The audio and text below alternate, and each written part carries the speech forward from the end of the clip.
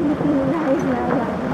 We know some of them would go para sa high school, but they're... Ka-Diyos at nakala. So, kayo mo para makita nila. Sige lang, sige. Pwede mo naman lagyan, hindi ko na lang siya kakainin. Kasi parang KBL.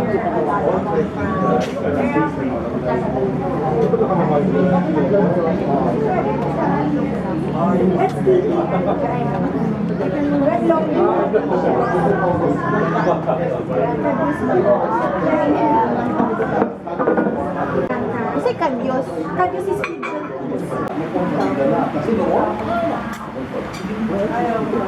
Kasi hindi na babalik ito ng bigyan ng sulit. Bakit talaga ito? Oo, naawa sa mga loko. And yung mga horses po dito, very very fertile. Kasi every year po, nanganganak. Yes! Nanganganak kasi laging... Hoy! Ano po?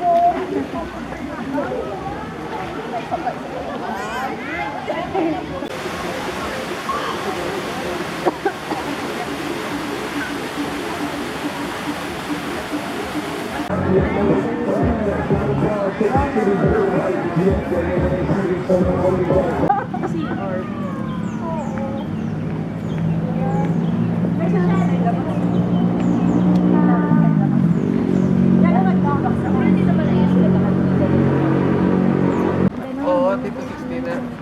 dami mo na iba-vlog.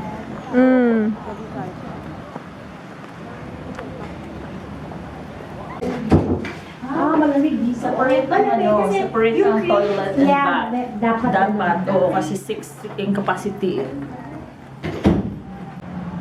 I'm not sure. I'm not privy sa kung magkano. Oh, but usually, weekly, meron silang clean up. Saan?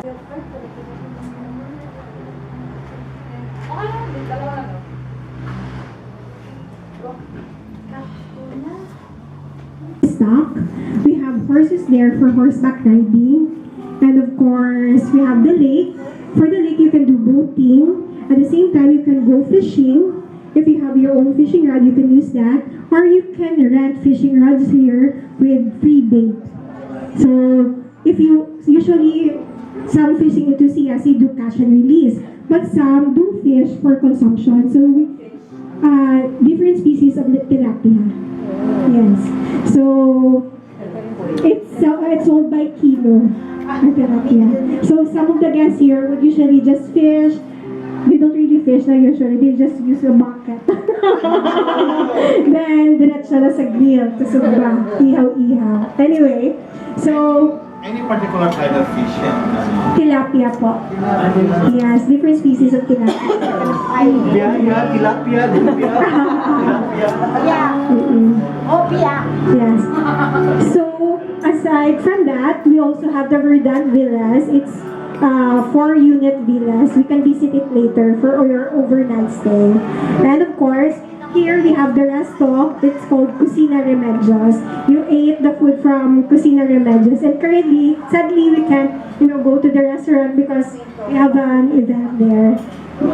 We also host different kinds of events like weddings, birthday parties, team building, of course. Yes, we had it here. I saw your fashion. Parang religious group or Church. So, it's birthday. Yeah. We also have a swimming pool here. A big pool and kiddie pool.